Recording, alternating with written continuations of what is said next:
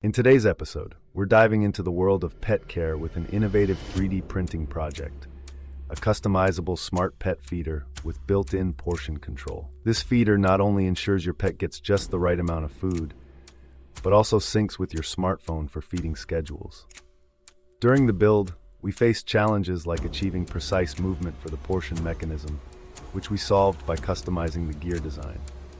We also tackled material choices to ensure durability and pet-safe components, opting for food-grade PLA. Not only does this project showcase the functional brilliance of 3D printing, it also offers an eco-friendly solution by reducing overfeeding and minimizing food waste.